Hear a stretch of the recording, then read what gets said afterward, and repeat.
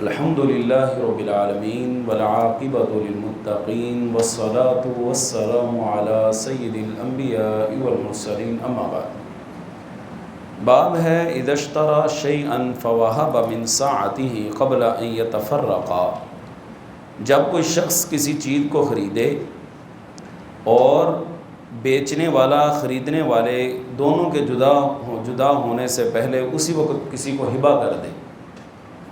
حضرت عبداللہ بن عمر رضی اللہ تعالیٰ عنہما اس حدیث کے راوی ہیں، بیان کرتے ہیں کہ ہم نبی علیہ الصلوۃ والسلام کے ساتھ ایک سفر میں تھے۔ فَكُنْتُ عَلَى بَكْرٍ صَعْبٍ، میں ایک سرکش اونٹ پر سوار تھا، وہ اونٹ میرے قابو نہ آتا تھا۔ فَيَتَقَدَّمُ أَمَامَ الْقَوْمِ، اور سب سے آگے بڑھ جاتا تھا۔ فَيَزْجُرُهُ عُمَرُ وَيَرُدُّهُ، حضرت عمر رضی اللہ تعالیٰ عنہ سے ڈانٹ کر پیچھے کر دیتے مگر وہ پھر آگے ہو جاتا تھا۔ فقال نبی صلی اللہ علیہ وسلم لعمر، آپ صلی اللہ علیہ وسلم نے حضرت عمر سے کہا بیعنیہ، یہ مجھے بیچ دو۔ فقال هو لک یا رسول اللہ، کہا اللہ کے رسول یہ آپ کا ہی ہے۔ قال رسول اللہ صلی اللہ علیہ وسلم بیعنیہ، آپ نے فرمایا نہیں مجھے بیچو، مجھے بیچ دو۔ فباعہ من رسول اللہ صلی اللہ علیہ وسلم، تو انہوں نے وہ نبی علیہ الصلوۃ والسلام کے ہاتھ فروخت کر دیا۔ فقال النبی صلی اللہ علیہ وسلم، نبی علیہ الصلوۃ والسلام نے فرمایا هو لک یا عبداللہ بن عمر، اے عبداللہ بن عمر یہ اونٹ تیرا ہے، تصنع به ما شئت، اب تم جو چاہو اس کو کرنا چاہو کر سکتے ہو۔ میں وہیں پہ خریدا، حضرت عمر وہیں پہ موجود تھے، ان کی موجودگی نے آپ نے اونٹ لے کر عبداللہ بن عمر رضی اللہ تعالیٰ عنہ کو دے دی۔ یہ بات بڑی عجیب ہے اور کئی دفعہ اس کا تذکرہ بھی ہو چکا ہے۔ اگر کسی چیز کے ساتھ تشبیہ دینی ہو نا، وہ تشبیہ جس چیز کے ساتھ دی جا رہی ہے، ظاہری سی بات ہے اس کی بھی ایک وسعت ہوتی ہے۔ اب کہا جاتا ہے نا کہ فلاں انسان اس کا پہاڑ کا دل ہے جناب، نبی علیہ الصلوۃ والسلام کا دل مبارک پہاڑ سے بھی وسیع تھا۔ اب ذرا اندازہ کریں کہ یہاں پہ کوئی کسی کو مرغی نہیں خرید کے دیتا، کوئی مرغی نہیں خرید کے دیتا، اتنا حوصلہ بھی نہیں ہے کسی کے اندر۔ تو حضرت عبداللہ بن عمر رضی اللہ تعالیٰ عنہ کو آپ نے اونٹ خرید کے ہبہ کر دیا۔ بڑی عجیب بات ہے کہ ہم کسی کو ہلکی سی چیز بھی فری میں دینے کے لیے تیار نہیں ہوتے، حتیٰ کہ ہمارے وہ ساتھی جو پراپرٹی کے ساتھ ریلیٹڈ ہیں، کسی وقت میں ہوتا تھا کسی نے کوئی مکان خریدنا ہوتا تھا نا، تو دوست یار خیر خواہی کرتے ہوئے سے کہتا تھا یار مکان بھی کندیا لے لا، وہ مکان لے لیتا آگے ہو گیا۔ اب حال یہ ہے کہ مجھے اگر پتہ چل جائے نا کہ فلاں مکان بک رہا ہے اور مجھ سے کوئی بات کرے کہ مجھے مکان چاہیے، تو میں کہتا ہوں فلاں بک رہا ہے، میں بیچ میں برابر کا حصہ دار ہوں، میری کمیشن ہے۔ یعنی ہم کوئی بھی کام، وہ ایک مقولہ بنا ہوا ہے ہونتے لوگی فری چنڈا بھی نہیں مار دے، یہ واقعہ نا حقیقت۔ اب تو ایسا یعنی وہ ایک حرص ہے کہ ہر کام کا اجرت چاہیے۔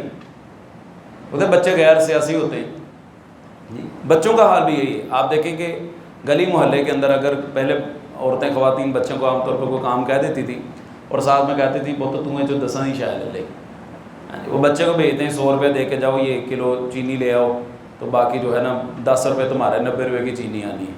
وہ 100 روپیہ کھلا لے کے 10 اپنے لے کے 90 واپس کر دیتا، کہتا چینی 110 روپے کلو۔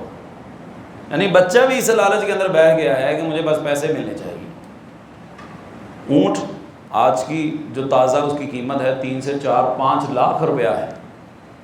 کون ہے جو اتنا جگرا رکھتا ہے؟ ادھر سے خریدا ادھر سے ہبہ کر دیا، کیا کمال۔ تو یہ حوصلہ ہمارے اندر تو نہیں بھائی، ہمیں تو دور دور تک نظر نہیں تھا۔ میں نے عرض کیا نا اونٹ، اس سے نیچے گائے، گائے سے نیچے بکرا، بکرا تو دور کی بات ہے، مرغی، مرغی سے نیچے انڈا، وہ بھی فری دینے کے لیے تیار نہیں۔ تو بھائی تو مرغیاں رکھی ہیں، میں نے انڈے کوئی دے دے، کہنا لیا پایا کھڑ بھائی مہنگا بہت 40 روپے کا دیسی انڈا، میں تو نہیں فری دینا۔ بہرکیف نبی علیہ الصلوۃ والسلام نے وہیں پہ وہ اونٹ حضرت عبداللہ بن عمر رضی اللہ تعالیٰ عنہ کو ہبہ کر دیا۔ اس کے بعد ہے جی خرید و فروخت میں فریب کاری اور دھوکہ دہی ناجائز ہے۔ وعنہ رضی اللہ عنہما، حضرت عبداللہ بن عمر رضی اللہ تعالیٰ عنہما ہی سے مروی ہے کہ ان رجلا ذکر للنبی صلی اللہ علیہ وسلم انه یخدع فی البیوع، ایک آدمی بڑا سیدھا سادہ تھا، صحابی تھے، ان کو اکثر نا تجارت کے اندر لوگ دھوکہ دے جاتے، پتہ ہی نہیں چلتا۔ فقال، آپ صلی اللہ علیہ وسلم نے فرمایا اذا بایعت، جب تو کوئی چیز خرید و فروخت کرتا ہے نا، بیچتا ہے، فقل لا خلابہ، تو ساتھ میں کہہ دیا کرو بھائی دھوکہ فریب نہیں ہوگا۔ اب اس کے باوجود بھی اگر کوئی دھوکہ دہی کرتا ہے تو وہ پھر اللہ کے ہاں مجرم، تم نے اعلان کر دینا ہے۔ مطلب ایک سیدھا سادہ آدمی ہے، وہ مانگنے کے بجائے محنت مزدوری کر رہا ہے، اس کو اپریشیٹ کرنے کے بجائے، اس کی حوصلہ افزائی کرنے کے بجائے لوگ اس کو لوٹ کے لے کے جا رہے ہیں۔ اب آپ دیکھیں ہمارے معاشرے کے اندر بھی یہی صورتحال ہمیں نظر آتی ہے، ہم ایک چیز خریدنے جاتے ہیں 10 اٹھا کے لے جاتے ہیں، اور بے لذتہ گناہ ہے، جو چیز خریدنے گئے ہیں بس اگر وہ لیتے نہیں ہیں۔ بہت ساری ویڈیوز آپ کے سامنے آتی ہیں، عام طور پر خواتین یہ حرکت کرتی، شاپر کا شاپر ہی پورا اٹھا کے لے جاتی ہیں، جس کے اندر 10-15 ان کے وہ سوٹ پڑے ہوتے ہیں، وہ اٹھا کے لے جاتی ہیں، یا جو مال مفت دل برہم ہاتھ لگے وہ لے جاتی ہیں۔ وہ خریدنی پڑے تو کبھی نہیں خریدیں گے، مفت میں اٹھا کے لے جاتی وہ اپنا مال سمجھ کے۔ تو یہ دھوکہ دہی ہمارے ہاں تو آج کل عام ہے، اور فروٹ بیچنے والا بھی بظاہر ہمیں بڑا ترس آتا ہے اس کے اوپر، یار محنت مزدوری کر رہا ہے، وہ بھی ایسی حرام زدگی کر جاتا ہے، حرام کے ذریعے اپنا مال حرام کر لیتا ہے، کہ جب وہ دکھاتا کچھ اور ہے دیتا کچھ اور۔ رنگ دار کالے رنگ کا یا نیلے رنگ کا شاپر اس نے رکھا ہوتا ہے، جس کا کسٹمر کو پتہ ہی نہیں چلتا، وہ کیا کرتا ہے آپ کے سامنے، آپ نے اپنے ہاتھ سے ڈالا ہوتا ہے، وہ آپ کی آنکھوں کے سامنے ہی ایسا انداز کھیل جاتا ہے کہ آپ کو وہ شاپر اٹھا کے دیتا، آپ گھر میں جا کے دیکھتے ہیں کہ یہ کیا بنا میرے ساتھ، میں نے تو یہ چیزیں نہیں ڈالی تھی۔ آپ دوبارہ جائیں گے، وہ کہے گا بھیا آپ نے خود اپنے ہاتھ سے ڈالی، میں نے تو ہاتھ بھی نہیں لگایا۔ یعنی ایسی کمال درجے کی 2 نمبری کرتے ہیں، عجیب معاملہ۔ یہاں ایک یونیورسٹی کے اندر ایک پروفیسر تھا، عیسائی تھا،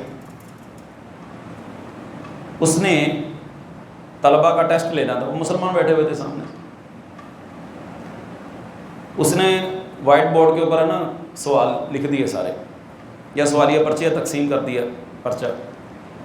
اس کے بعد وائٹ بورڈ پر اس نے کہا تمہارے نبی علیہ الصلوۃ والسلام کا فرمان ہے من غش فلیس منا، جس نے دھوکہ دیا وہ ہم میں سے نہیں ہے، یہ ٹیسٹ تم نے کرنا ہے، یہ کہہ کے وہ کمرے سے باہر نکل گیا۔ کہنے لگا یہ میرے والا ٹیسٹ بعد میں ہے، تم لوگوں کے ایمان کا امتحان پہلے ہے۔ اب آپ دیکھیں ہمارے امتحانی سینٹروں کے اندر بھی بچے نقل مارتے ہیں، وہ ٹینشن نہیں، نقلیں مارتے ہیں، ان کو پتہ نہیں ہے 2 نمبری۔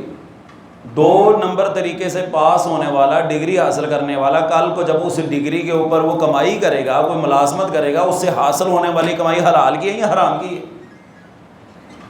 وہ جائز ہے کہ ناجائز ہے، اب یہ فیصلہ خود کر لے۔ ہمارے شیخ یونس بٹ صاحب رحمہ اللہ تو یہ فرمایا کرتے تھے یہ ناجائز ہے، کیونکہ یہ دھوکہ دے کے اس مقام تک پہنچا ہے، اس کی بنیاد ہی دھوکے کے اوپر قائم۔ لیکن ہمیں کوئی ٹینشن ہی نہیں، ہمیں کوئی فکر ہی نہیں، جو مرضی ہوتا رہے۔ اگلی حدیث ہے جی، ما ذکر فی الاسواق، بازاروں کے بارے میں کیا کہا گیا ہے۔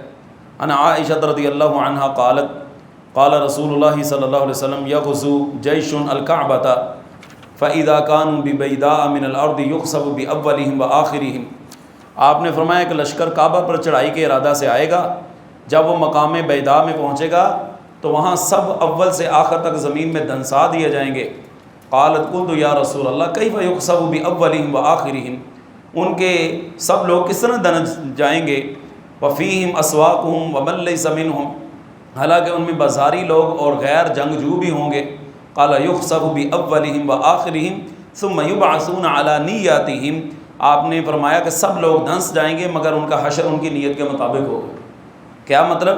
کہتے ہیں اس باب کا مقصد یہ ہے کہ ایک حدیث کے مطابق بازار اگرچہ زمین کا برا خطہ ہیں، کیونکہ ان میں شور و غل ہوتا ہے، بلا وجہ گالی گلوچ اور لڑائی جھگڑا ہوتا رہتا ہے، تاہم اشراف و فضلاء کے وہاں جانے اور کاروبار کے کرنے میں کوئی حرج نہیں۔ اس حدیث سے یہ بھی معلوم ہوا کہ اہل شر اور فتنہ پرور لوگوں کے ساتھ میل ملاپ رکھنا خود اپنی تباہی کا پیشے کرنا ہے۔ مطلب کیا ہے کہ اب بازار کے اندر، وہ حدیث ہے نا صحیح مسلم کی کہ نبی علیہ الصلوۃ والسلام سے پوچھا گیا کہ زمین کے بہترین ٹکڑے کون سے ہیں، تو آپ نے بذریعہ وہی بتایا کہ وہ مسجدیں، اور سب سے ابغض البلاد الی اللہ اسواقها، اور سب سے ناپسندیدہ جو جگہ ہیں وہ بازار ہیں۔ اب ظاہری بات ہے ہم نے وہاں پہ بیٹھ کے کاروبار کرنا ہے، ہماری مجبوری ہے، تو کاروبار کے حد تک تو ٹھیک ہے، وہاں پہ بیٹھ کے انسان کاروبار کرے، لیکن کسی کی عزت کو نہ اچھالے، کسی کی پگڑی کو نہ اچھالے۔ جو اللہ تعالیٰ نے ایک مقام و مرتبہ دیا ہے اور جو آداب بتائے گئے ہیں کہ اپنی نظروں کو جھکا کے رکھو، اگر کوئی راستے کا پوچھتا ہے اس کو راستے کا بتاؤ اور آپس میں سلام کہو، یہ سلسلے آپ صلی اللہ علیہ وسلم نے بتائے ہیں بازار میں بیٹھنے کے، لیکن ہمیں ان چیزیں کوئی سروکار نہیں ہے۔ بہرکیف انشاءاللہ باقی جو مجلس ہے وہ کل ہوگی، آج کے لیے اتنا ہی، وآخر دعوانا الحمدللہ رب العالمین۔